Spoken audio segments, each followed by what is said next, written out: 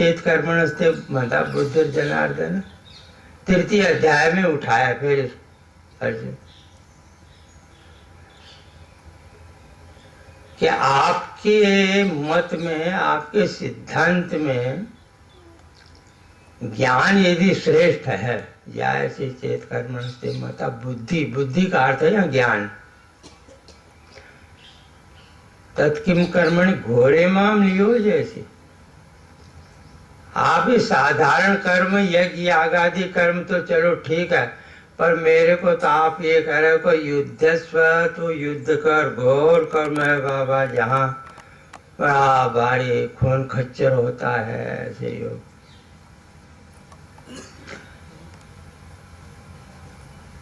तो भगवान इसका कोई उपाय बता दो।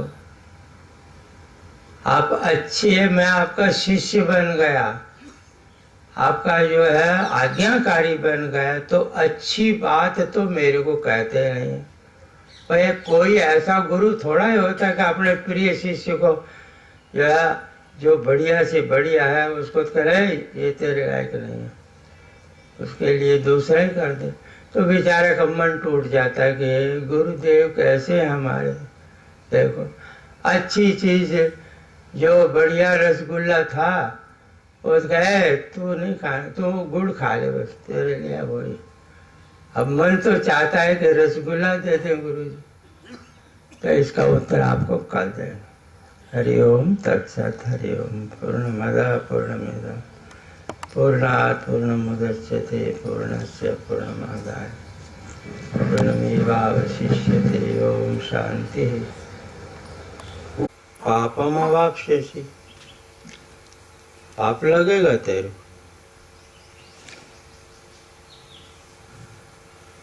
अब अर्जुन की दृष्टि और भगवान की दृष्टि की थोड़ी देखो भाई।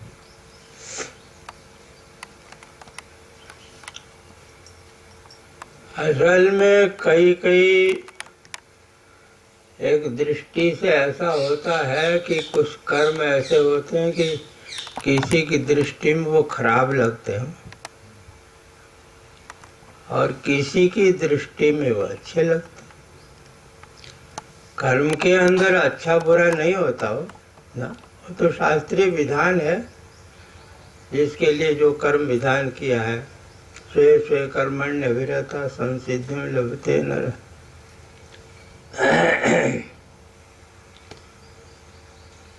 पर कभी कभी ऐसा उल्टा दिमाग में आ जाता है कि ये इनका कर्म अच्छा है, हमारे वाला खराब है, ऐसे विपरीत आती है।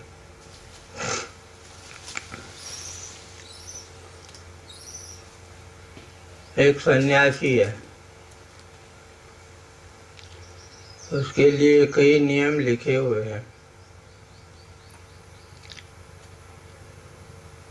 वो सोचे कि अरे गृहस्थ वाला घर बड़ा अच्छा है, हाँ तो अपने सो गए, फिर कल जब मर्जी उठ। और यहाँ तो 4 बजे उठना पड़े, ठंडी में नहाना पड़े, बड़ा कठिन मामला। अब उसकी तरफ यदि चल दे तो अपने वाला तो खराब लगा उसको, दूसरे का अच्छा लगने लगा।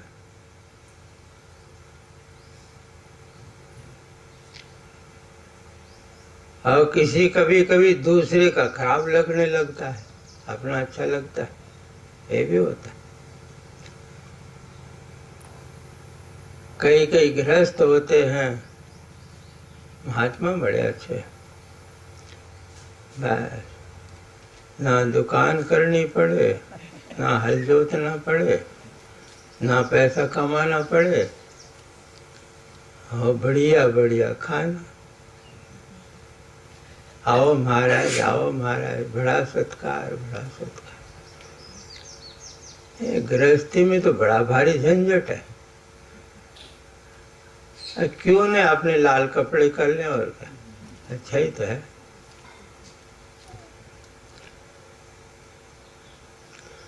वो एक है, हम लोगों के ऊपर कहावत बन गई है ना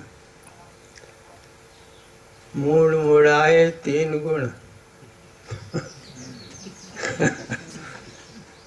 सिर की मिट गई खाज, खाने को बढ़िया मिले लोग कहे महाराज बड़ा भारी।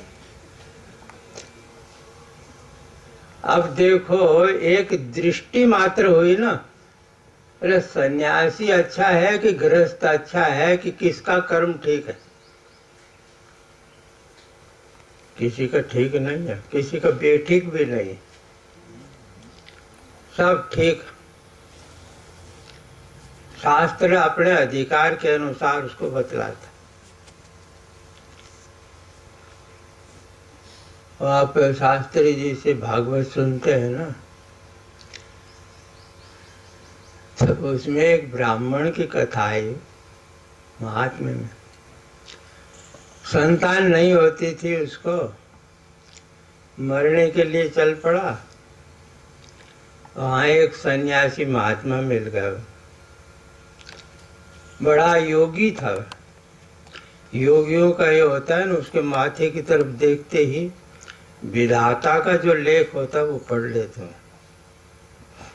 हाँ, तद भालाक्षर मालाम च वाचयामास योगविद।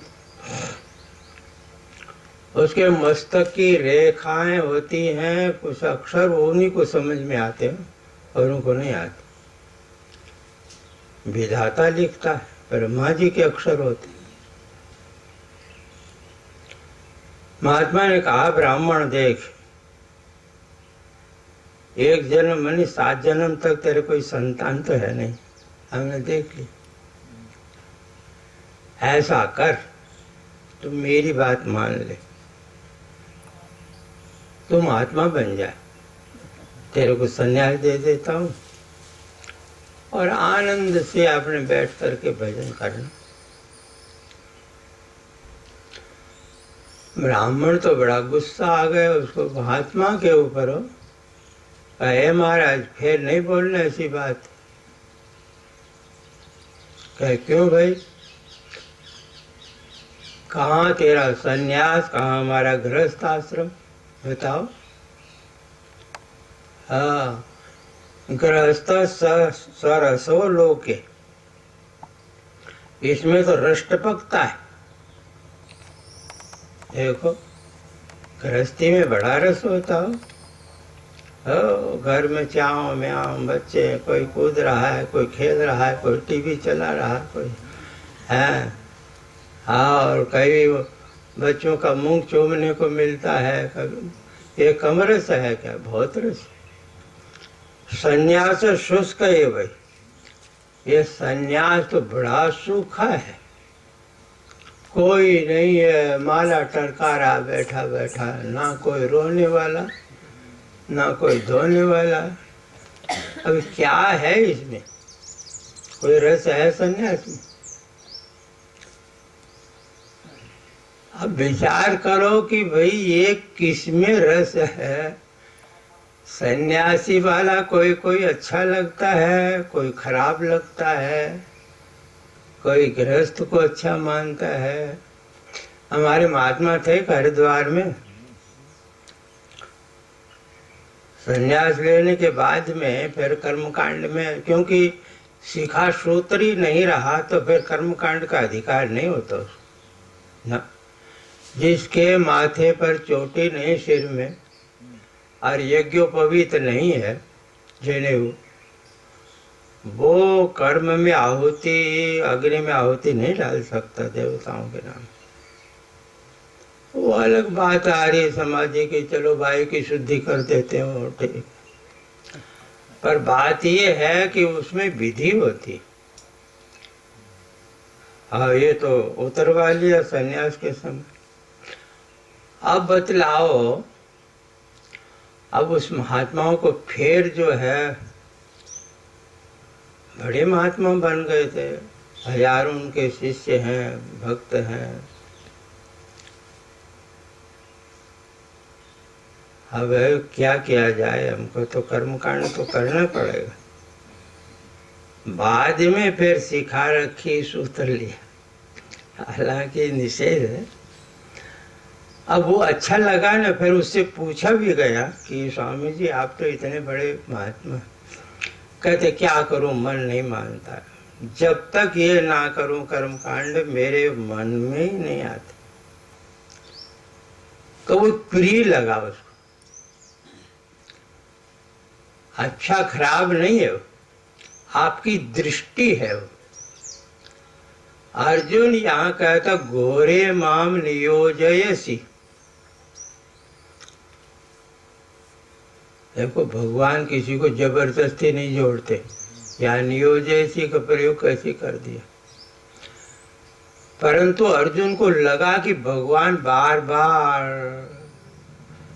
अतः चेत त्वमेमं धर्मं संग्रामं न करिष्यसि तथा स्वधर्म, भगवान लगाते तस्मात् त्वं युध्यस्व, आगे आए।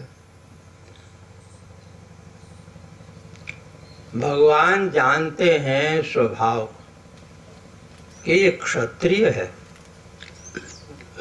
किसी आदमी को देखो रजत प्रधान रजत प्रधान व्यक्ति क्रिया प्रधान होगा,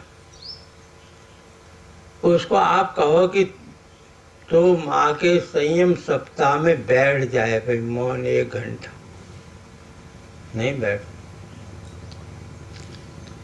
बैठेगा तो क्या बोलते कंटाल जाएगा कि ये कहाँ फंस गए हम यहाँ पर, इसे तो अच्छा बाहर घूमते इधर उधर अच्छे था, ये तो बड़ा मुश्किल हो गया, फिर कभी नहीं आएंगे। या तो बीच में कोई बहाना बना करके कि हाँ हमारे वहाँ काम है जाना पड़ेगा हमको जरूर, अरे जा सारी जिंदगी में जाता ही रहेगा, पर तू बहाना बना ली।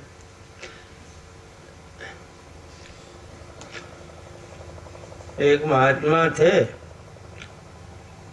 तो एक युवक लड़का आया, महात्मा से मजाक किया कि महात्मा जी आप बड़े मौज से रहते थे, ना कमाना ना कुछ, गांव से भिक्षा लिया है खाए फिर सो गए, और ये माला है टड़का लिए बस, और तो कुछ काम है नहीं आपको।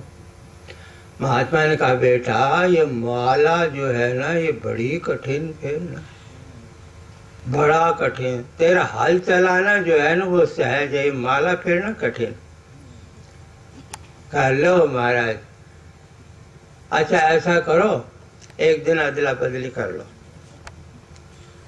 हमारे घर का काम आप करो मैं आपकी माला फेर दूंगा। संत ने कहा बहुत अच्छी बात। अब वो हो गया, महात्मा ने अपनी माला दी और कुटिया में बैठा दिया कि देख मैं बाहर से बंद करके जाऊंगा। हाँ अब तू क्या काम करने जा रहा था? कहते मैं पशुओं का घास लाऊंगा। कहते अच्छा मैं लाता हूँ घास वहाँ से जंगल से काट करके, जब तक तुम माला फेरना। बंद करके महात्मा कुटिया के पीछे बैठ गए। जानते थे 5-10 मिनट तो हुई, पीछे चली कल्पना, अरे ये बाबा जी है इसको कैसे घास काटना आएगा, पशु हमारे भूखे मर जाएंगे, भैंस दूध नहीं देगी, आज तो बड़ा फंस गया, ये क्या हुआ। और वो तो चला गया, अब क्या किया जाए। अब ताले 1 घंटे में आए कि 2 घंटे में आए। अब वो खटखटाने लगा, अरे भाई कोई सुनता हो, रास्ते में जाता हो तो सुना है कि बाबा जी मेरे को बंद करके चले गए। बहुत कहा, महात्मा सब सुन रहे थे। जब देखा कि दौड़ दौड़ वो दरवाजे खटखटाए, और महात्मा ने सोचा कि अब टक्कर मारेगा इसको। कहते क्या बात है? कहे महाराज आप यहाँ हैं? कहते हाँ मैं देख रहा हूँ तेरी माला कितनी फिर रही है। उसने कहा ये तेरी माला ले, हमसे माला वाला नहीं फिरती। नहीं हो सकता भाई, ये तो एक अलग है वृत्ति। कोई भी करने लग जाए अलग प्रकृति का मनुष्य अलग काम में लगेगा, सफल होगा नहीं। भगवान ने जान करके कहा कि अर्जुन जो है यदि जब अर्जुन ये कह रहा था ना कि मैं युद्ध नहीं, न युद्ध से तो गोविंद, और भगवान हाँ भर देते, कह चलो ठीक, ऐसा करो, मैं द्वारका चला जाऊंगा और तुम अपना युद्ध बंद करके बैठ जाओ। तो निश्चित बात है कि अवाच्य बादांश बोन बदिष्यन्ति तवा हिताः। ऐसे ऐसे वचन सुनता अर्जुन शत्रुओं के द्वारा के न पहुंचा, कायर ये युद्ध में आके रोने लगा। कोई ये नहीं कहा कि दया आ गई इसको। फिर अर्जुन के खून के अंदर गर्मी आती, और चाहे कोई सहायता करे ना करे, अकेला लड़ता जरूर, निश्चित बात। इसलिए भगवान स्वभाव के अनुसार उनको बतला रहे। दूसरी बात यह है कि उस अधिकारी को आप ज्ञान निष्ठा बतलाओगे, है तो बहुत अच्छी बात,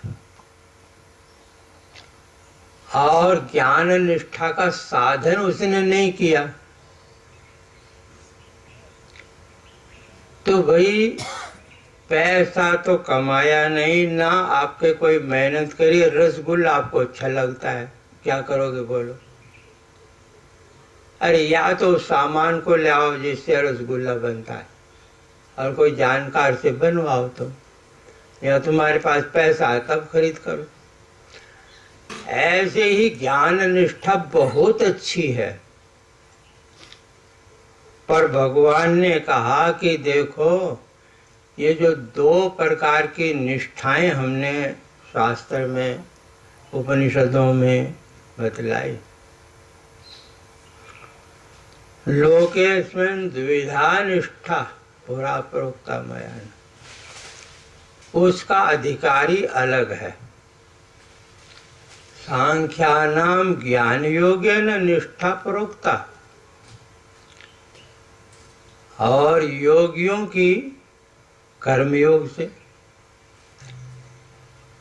इसलिए उस अधिकारी के लिए ये निष्ठा पहले कर्म निष्ठा होनी चाहिए, इसके बाद में ज्ञान निष्ठा हो जाएगी। और झट भगवान बोल गए कि बिना कर्म का आरंभ किए ज्ञान निष्ठा प्राप्त होगी नहीं। न कर्मणाम अनारंभान नैष्कर्म्यम पुरुषोऽश्नुते। आपने जो साधन जो था ज्ञान का, वो तो आरंभ। अच्छा देखो भाई, कभी कभी आपको मन में ऐसा ही होता है कि कोई कोई महापुरुष ऐसे होते हैं, उनके जीवन में कर्म निष्ठा पहले देखी नहीं आपने, और झट ज्ञान निष्ठा में चले गए। तो भगवान का वचन न कर्मणाम अनारंभा नैष्कर्म्यम पुरुषोऽश्नुते। कहते रमण महर्षि ऐसे थे कि उनको शायद समाधि लग जाती थी, कोई इसके जीवन में कर्मकांड दिखाई नहीं देता कि उपासना कांड की। तो भाष्यकारों ने इसका उत्तर दिया है, क्योंकि अकृतोपासक को तत्व ज्ञान होता ही नहीं, ये तो निश्चित भाष्यकारों का। पर मानना पड़ेगा कि इस जन्म में नहीं तो पहले जन्म में करके आए। देखो कभी थोड़ा सा देखना, कोई छोटा सा बच्चा होता हो है, अब उसको झट इच्छा हो जाती है कि मंदिर चले, किसी महात्मा के पास चले।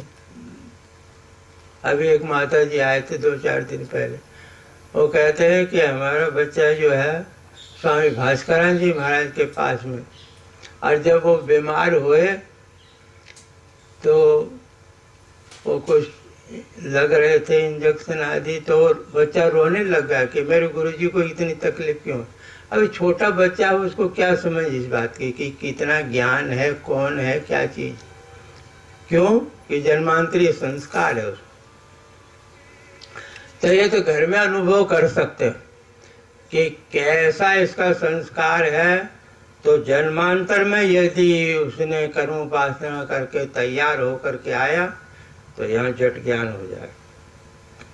फिर उसको कोई कर्म के निष्ठा और उपासना आदि करने की जरूरत नहीं। हाँ, जिसको मल भरा पड़ा है हृदय के अंदर, तो भाई उसके लिए तो जरूरी। हाँ, उसको तो सबसे पहले सेवा में लगाओ, उसके भजन कीर्तन भी नहीं, खूब सेवा करवाओ। यदि वो चाहता है, गुरु के पास आया है, तो गुरु को चाहिए कि, क्योंकि ऋषियों के अपने बहुत ऐसे दृष्टांत आते हैं कि पहले कहते गाय चरा के लाओ जाओ, 12-12 वर्ष तक जो है ऐसी सेवा करवाते, तब शुद्ध हो गया तो झट उनको ज्ञान हो गया। भगवान कृष्ण ने जिनसे मंत्र लिया था, उपमन्यु का दृष्टांत आपने सुना हो, कितना बड़ा ऋषि और कितने बरस तक गाय चराए गुरु जी की। इसलिए, और भगवान यहाँ एक बात और भी बतलाते हैं कि न तो संन्यासना देव सिद्धिम समधिगच्छ, खाली संन्यास ले लिया उससे तो आपकी कोई निष्ठा, ना कर्म निष्ठा होगी और ना ज्ञान निष्ठा होगी।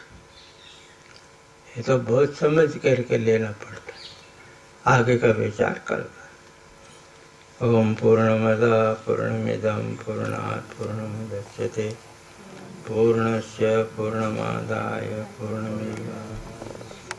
ओम शांति शांति शांति। श्री नर्मदा मात की। नमः पार्वती पतये हर हर महादेव। माँ की कृपा से ये आपका संयम सप्ताह चल रहा है, 5वां दिन।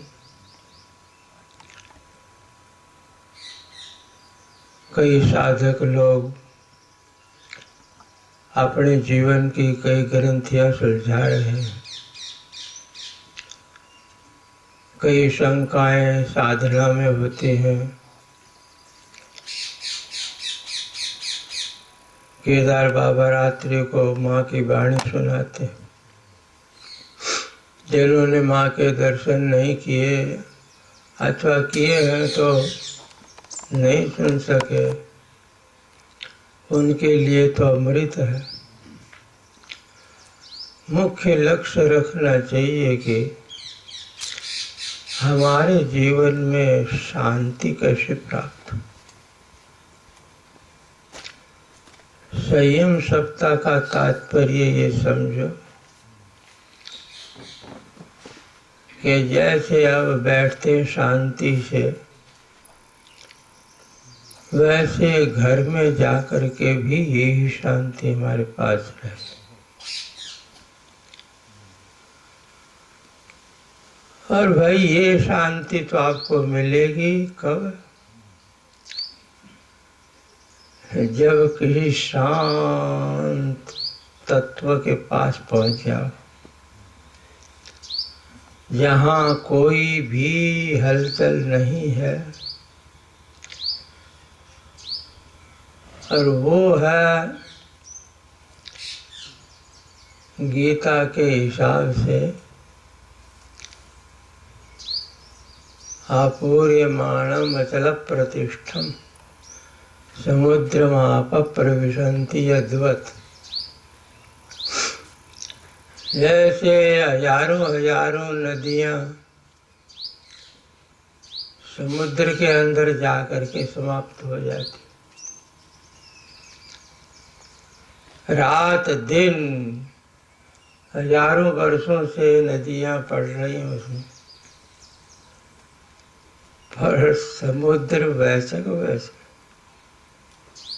भाई इतना जल कहाँ गायब होता है?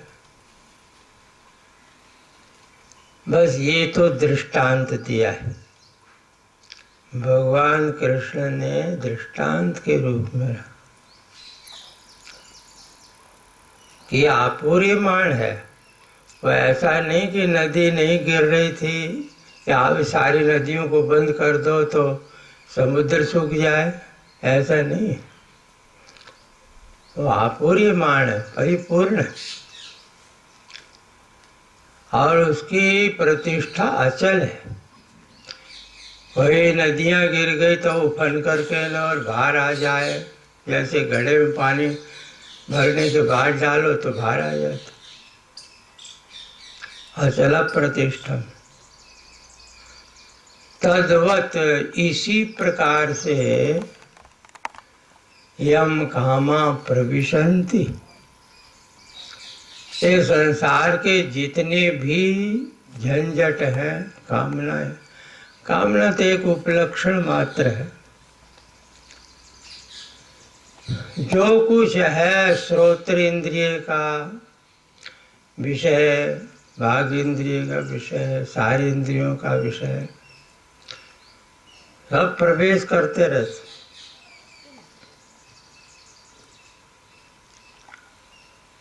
और प्रवेश होने के बाद में कभी भी मन के अंदर अशांत भाव नहीं आता। हमको एक बात याद आ गई, पाकिस्तान बना न, पाकिस्तान अलग अलग बंटवारा हुआ।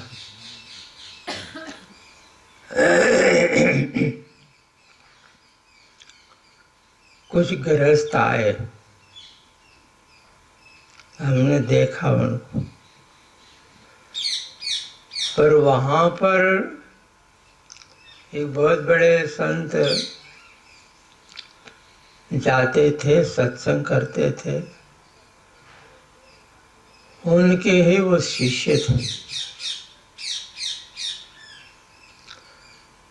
कैलाश शास्त्र में संत लोग जानते हैं, बड़े स्वामी जी विष्णु देवानंद,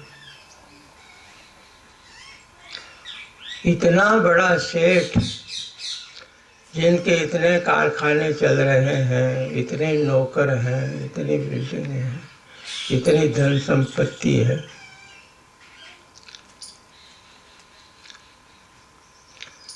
पूरा का पूरा तहस नहस हो गया। जो कपड़े पहने थे उसी कपड़े में यहाँ आ गए भारत।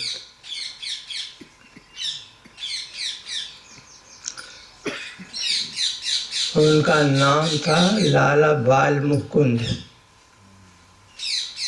वो दिन तक रहे। एक संत ने पूछा, लाला जी, वो जब घटना होती थी तो आपके मन के ऊपर क्या व्यतीत होता था? तो बड़े मुस्कराए, कहते अच्छा ये बताओ कि स्वप्न से उठने के बाद में कितनी भी विपत्ति का स्वप्न आया हो तो उसका क्या असर होता है?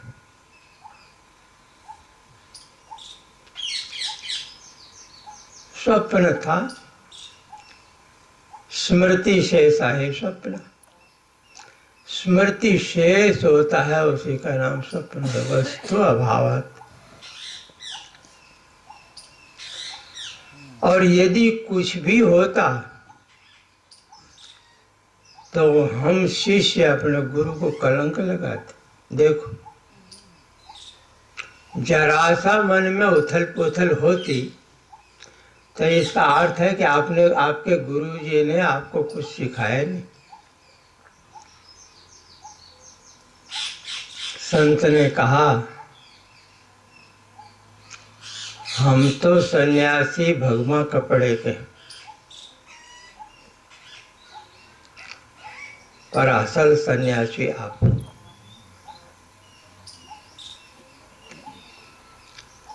अरे इतनी घटना घटने पर जरा सा भी कोई वो सारा स्वप्न समझना और अपने स्वरूप में प्रतिष्ठित रहना, ये है शांति। शांति का अर्थ ये नहीं है कि आपके सब वस्तु अनुकूल हैं और तब तो आप शांत हैं, और प्रतिकूल हो जाए तो वहां प्रतिकूलता में तो परीक्षा आपकी होगी कि आपने सत्संग किया है, संत का संग किया है, माँ का जो है उपदेश ग्रहण किया है, संयम सप्ताह में गए हो।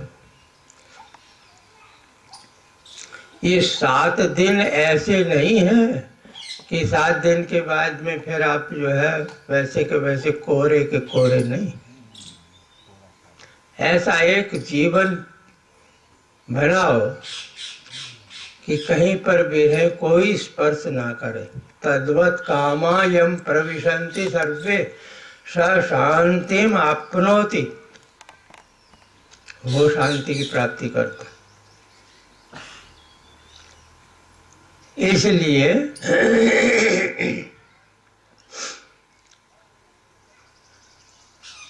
कई बार संत बाबा केदारनाथ भी कहते माँ का लक्ष्य समझो कि कहाँ आपको पहुँचाना चाहती थी, वहां बैठ जाओ। अच्छा मान लो अभी नहीं है स्थिति तो कोई बात नहीं। देखो भाई, लक्ष्य को ध्यान में रख करके जो क्रिया की जाती है, साधन किया जाता है, वो थोड़ा भी बहुत काम का है। जैसे देखो, आप बम्बई अथवा बड़ोदरा कहीं न कहीं बैठे और वहाँ से आपका संकल्प हुआ कि संयम सप्ताह में नर्मदा तट भीमपुर में चलना है। अच्छा अभी तो शायद आपके पास में सब सुविधाएं होगी ना, गाड़ी लेकर के झट आ गए। पहले बद्रीनाथ जाते थे तो पैदल पैदल जाते थे।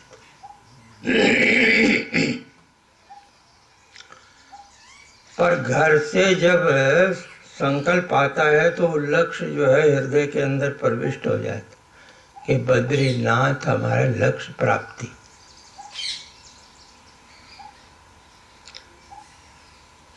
अब वहां से जब चले तो पहले संकल्प आए कितने वस्त्र की जरूरत है, कितना पैसा, क्या भोजन, क्या ये साधन बाद में शुरू हुए। और एक युवक है वो एक दिन में 30-35 किलोमीटर 40 किलोमीटर जा सकता है।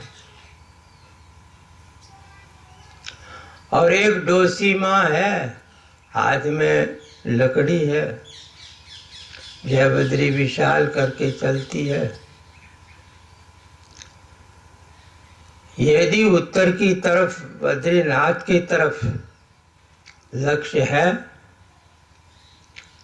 तो वो डोसीमा पहुंचेगी, जरूर पहुंचेगी। 1 महीना 2 महीना 6 महीना वर्ष लगे पहुंच जाएगी जरूर। क्यों?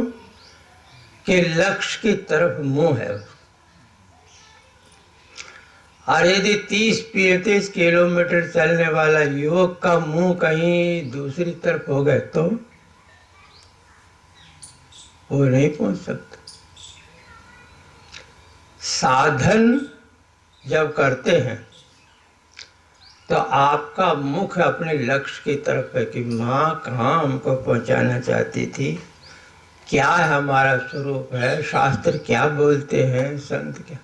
अभी तक हम अंधेरे में बैठे, हमने सोचा 3.5 हाथ का ही मेरा स्वरूप, ये नहीं। इसलिए जहाँ साधन के लिए बतलाया जाता है कि ये साधन करो। अब देखो यहाँ पहले बतला करके फिर 3 अध्याय में कहा कि कर्म करो। ये कर्म करने का बड़ा तरीका बताया। अर्जुन के मन में थी कि कोई भी क्रिया होती है वो बंधन का स्वरूप होता है, ऐसा होता है। कर्म अर्थात बंधन का स्वरूप, बंधन होता है इसे। पर भगवान ने एक ऐसा तरीका निकाला कि तुम कर्म करो, बंधन नहीं होगा। लो,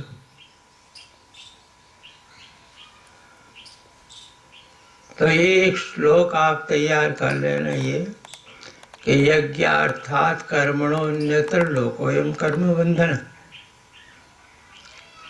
ये कर्म बंधन जब आता है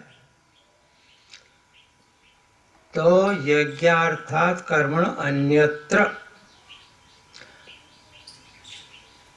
यज्ञार्थ से भिन्न जो कर्म है वो ही बंधन का कारण बनता है। यज्ञार्थ का अर्थ क्या हुआ? भगवान के लिए। यज्ञार्थ का अर्थ होता है भगवद अर्थ। भगवान के लिए जो कर्म किया गया है उससे भिन्न कर्म बांधेगा। लोकोयम कर्म बंधन, ये कर्म बंधन वाला लोक हो जाता है। कर्म इसको बांध देता है। इसका अर्थ क्या होगा सीधा? ये जब कर्तृत्व भाव, अहम भाव पूर्वक, फलाशक्ति पूर्वक जब कर्म करोगे तो बंधोगे। यही बंधन। इसलिए कहा जाता है कि यदि क्रिया का मुंह, आपके संपूर्ण क्रियाओं का मुख भगवान की तरफ होगा तो कोई बांधने वाला नहीं। आप अच्छा, आपसे पूछे कि आप एक सेठ की नौकरी कर रहे धारो है, क्या मैनेजर हो, मुनीम हो, कुछ हो, सेठ तो करोड़ोंपति है, आपको तो पगार तनख्वाह मिलती है उतनी। तो देखो जितना काम कारखाने में कहाँ होता है तो वो सारा का सारा करता है, पूरी व्यवस्था। सेठ तो अपने कोठी में बैठा हुआ है। सायंकाल वही खाता सेठ को दिखा देता, ये है इतना आवक हुई है और इतना व्यय हुआ, आय व्यय, और मैनेजर सो जाता। क्या है दिमाग में का काम किसका था? सेठ जी का, हमारा नहीं। यदि उसमें कुछ उन्नति हुई, कुछ फायदा हो गया, कुछ आवक बढ़ी तो खुशी सेठ होगा, और घाटा लगा तो फिर दुख किसको होगा? मैनेजर को कि सेठ को? सेठ को होगा। क्यों? अहम भाव सेठ का है, मैनेजर का नहीं है। तो मेरे भाई बहनों, तुम लोग सांवलिया सेठ को मना लो। ये सांवलिया सेठ जो है तुम्हारे काम का है। बाहर वाले सेठ तो ऐसे ही हैं, कोई काम के नहीं। और जितनी क्रियाएं हैं उन सब क्रियाओं का मुख परमात्मा। यज्ञार्थात कर्मणोन्यत्र, फिर कोई कर्म बांध नहीं सकता। जैसे कोई गुरु का सेवक अपने गुरु की सेवा करता, उसके चित्त में यही रहता है कि एक कार्य गुरुदेव का है हमारे।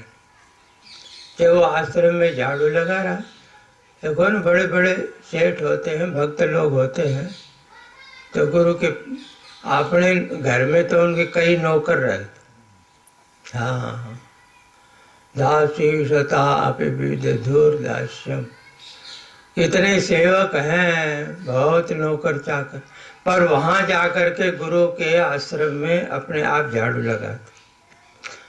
और यदि उसके मन में आते मैं तो बहुत बड़ा सेठ हूँ, तो गुरु से कुछ ले ही नहीं सकेगा, बिल्कुल कोरा को कोरा आएगा उसके नहीं। वहाँ तो हम भाव देखो। एक बार हम बम्बई में गए थे पहले, बहुत दिन पहले, तो कुछ इंग्लिश में लिख रखा था दरवाजे के पास में, तो हमको तो आती नहीं इंग्लिश।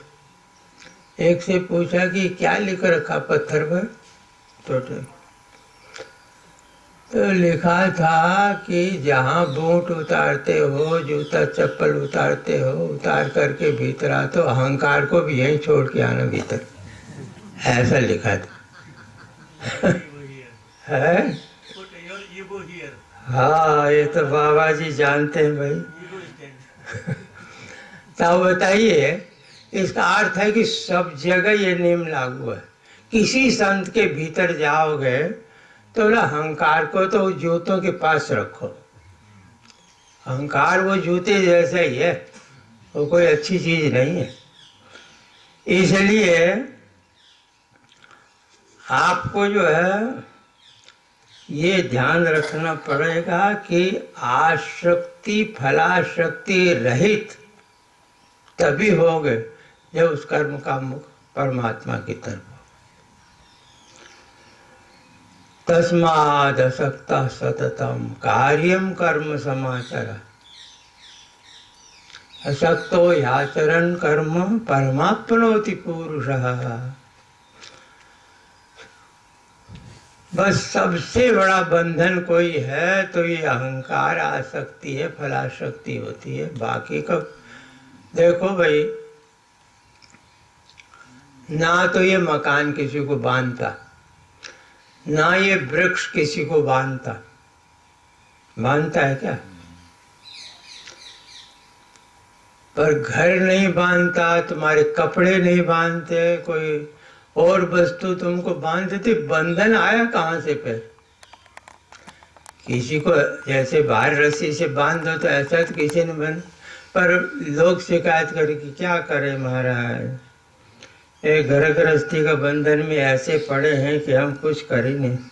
अरे मेरे भैया, कोई तेरे को किसी ने ना बांधा, ना पत्नी ने बांधा, ना कुटुंब ने बांधा, तू तो जप्फी पाली, उसको कहते जप्फी पाला।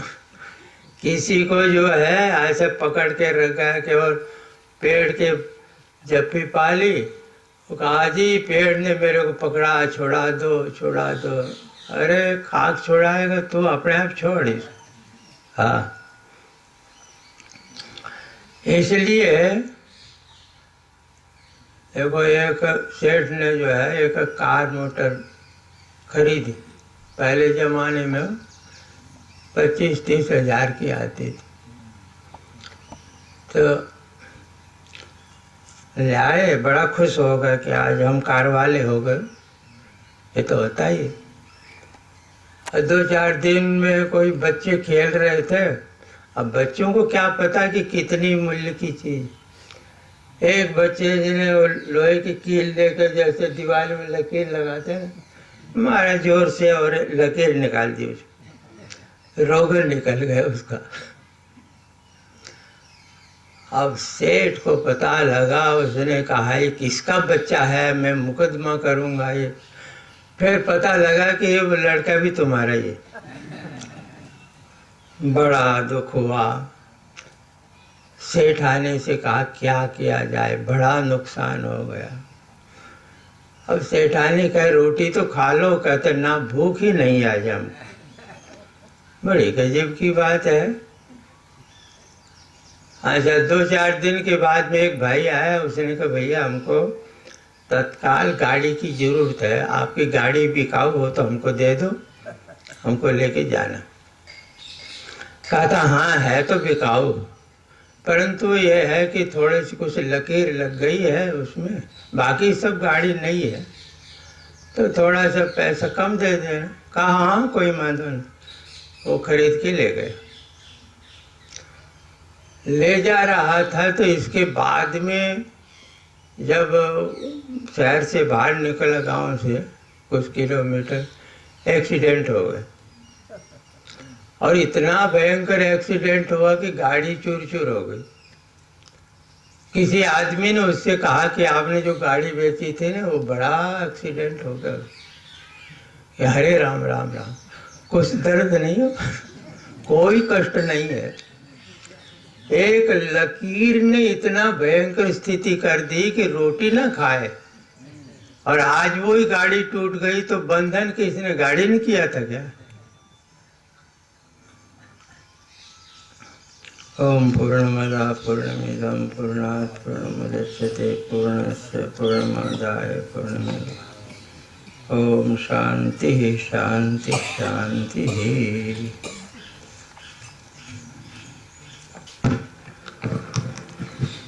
उससे कहा कि आपने जो गाड़ी बेची थी ना वो बड़ा एक्सीडेंट हो गया। हरे राम राम राम, कुछ दर्द नहीं हो, कोई कष्ट नहीं है।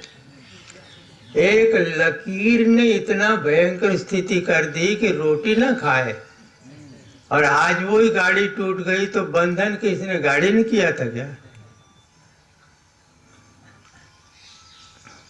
ओम पूर्णमदः पूर्णमिदं पूर्णात् पूर्णमुदच्यते पूर्णस्य पूर्णमादाय पूर्णमेवावशिष्यते। ओम शांति शांति शांति।